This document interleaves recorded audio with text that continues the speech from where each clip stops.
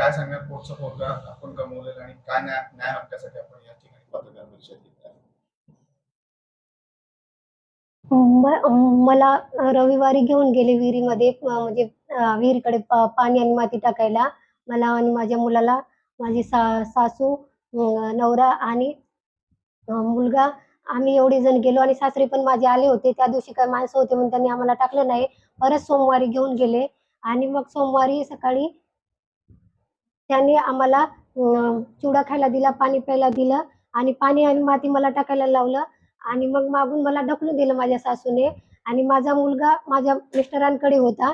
मग मला खाली आवाज आला की स्वप्नील टाक, स्वप्नील टाक आणि मग त्यांनी त्याला मुलाला माझ्या विहिरीत टाकलं आणि मग तो तरंगत होता. तर माझे दोन्ही हात फ्रॅक्चर झाले होते. पण मग माझा उजवा हात तर हे होत होता. मी डाव्या हाताने त्याला माझ्याकडे खेचून घेतलं आणि पायाच्या आधाराने आणि विहिरीच्या भिंतीच्या आधाराने मी त्याला माझ्या पायात पकडून ठेवलं होतं आणि नंतर काढा, काढा प्लीज वाचवा म्हटल्यावर त्यांनी एक लाकूड टाकलं मोठं असं, आणि काहीच बोलले पण नाही, काही नाही.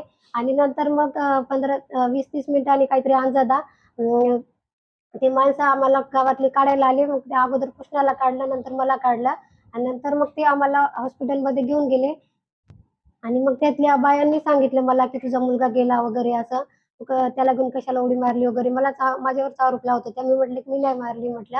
मला ढकलून दिलं तर ते म्हणे की तुझी सासू आणि नवरा सांगताय. माझी एवढीच अपेक्षा आहे की माझ्यावर जो अन्याय झालाय फक्त मला आणि माझ्या मुलाला न्याय भेटावा, एवढीच अपेक्षा आहे. कशा पद्धतीचा न्याय हवा? कोण आरोपी वाटतं? कसं? ज्यांनी माझ्यावर गुन्हा केला आणि जे माझ्या याच्यामध्ये सामील होते, माझे मिस्टर ते अंध आहेत म्हणून त्यांना सोडून देऊ नका, त्यांना पण अटक करा. माझे सासरे पण त्या प्लॅनमध्ये सामील होते, त्यांना पण अटक करायला पाहिजे. आणि माझी नणंद नाशिकला होती, पण त्यांनी पण त्रास दिलाय माझ्या मुलाला. त्यांच्यावर जी योग्य कारवाई वाटत असेल ती सरकारने करावी, न्यायालयाने. एवढीच माझी विनंती आहे. काय नाव आहे?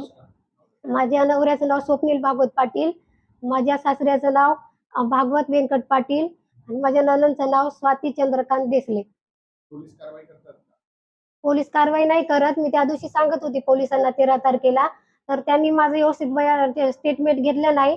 मलाच उलट सांगत होती की तुझा दुसरा जन्म झालाय, तुला इतका सुंदर मुलगा मिळालाय वगैरे, तू हे नको करू, व्यवस्थित स्टेटमेंट दे वगैरे असं. आणि माझ्या नणंदचं पण मी नाव घेतलं होतं, तर त्यांनी फक्त असं घेतलं. त्या याच्यामध्ये पण आहे, आता पण पोलिसांनी जे बाहेर दिली त्याच्यामध्ये की आमची भांडणं झाली आणि मी माझ्या नणंदला सांगितलं. त्यांनी एवढाच उल्लेख केलाय माझ्या नणंदचा, बाकीचा काहीच उल्लेख केला नाही त्याच्यामध्ये. आणि माझ्या सासऱ्याचं पण नाव घेऊ दिलं नाही त्या दिवशी त्यांनी.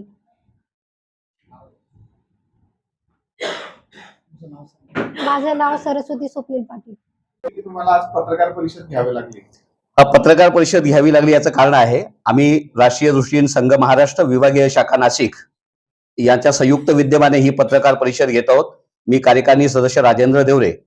किनगाव येथे 13 जुलैला जी काही घटना घडली त्या घटनेत संदर्भात की अंध मुलाची हत्या झालेली आहे, अंध मुलीला विहिरीत ढकलण्यात आलेला आहे, पती अंध असताना सुद्धा अशी दुर्दैवी घटना होते आहे.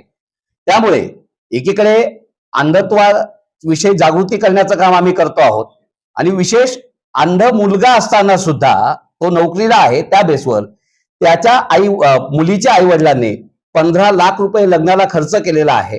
असं असताना देखील केवळ अपत्य अंध होत आहे, म्हणजे आता चेक करून त्या अपत्याचा दोष दाखवणं आणि ते नष्ट करणं हा सुद्धा गुन्हा होता. पण त्या मुलीने हा गर्भपात करायला नकार दिला, त्यावेळी पासून तर आजपर्यंत तिची जी काही त्या मुलाची जी हत्या झाली आहे तिला विहिरीत ढकलण्यात आलं होतं. आज सुद्धा मला वाटतं ती हाताने तिची आई तिला जीव घालते, बरोबर आहे ना? तर तिची आई तिला जीव घालते. तर संघटनेचं म्हणणं एवढंच आहे की असे जो काही नराधम, तो अंध असो की काही असो, त्याने केलेला आहे तो मुलाचा एक खून आहे. त्या खुनाआधी मुलाच्या आईला तर जे अटक आहे, पण मुलालाही ती अटक झाली पाहिजे. आणि समाजात कोणताही मुलगा दिव्यांग जन्माला येतोय तर त्याविषयी त्याचा गुन्हा आणि द्वेष हा पसरू नये यासाठी पोलीस प्रशासनाने त्यालाही अटक करावी आणि समान मुलीला न्याय द्यावा. आणि तसंच तिचं जे काही नुकसान झालेलं आहे, तिच्या आई वडिलांनी जो खर्च केलेला आहे लग्नाला, त्याची भरपाई त्याला मिळावी. आणि असं जर होत नसेल तर न्यायालयीन प्रक्रियेत जर दिरंगाई होत असेल तर संस्थेच्या वतीने तीव्र आंदोलन छेडलं जाईल आणि हा विषय गृह मंत्रालयापर्यंत पुढे जशी जशी प्रोसेस आहे त्या पद्धतीने लांबवून या मुलीला आणि पीडित जो काही मुलगा गेलाय त्याला आणि अण्णांविषयी जी काही सहानुभूती दाखवून त्याला सोडलं जातं, ही पोलीस प्रशासनाच्या विरुद्ध सुद्धा संघटना पुढे आक्रमकपणे आंदोलन करण्यासाठी तयार आहे. ही संस्थेची भूमिका आहे. तुमचं नाव? मी राजेंद्र देवरे आहे, कार्यकारिणी सदस्य म्हणून मी आहे. मी महाराष्ट्र राज्याचा आहे आणि माझ्यासोबत जे पदाधिकारी आहेत, महासचिव विभागीय शाखेचे दत्तू बोडके आहेत, मंगेश शेवाळे आपल्या जळगाव इथले आहेत, ते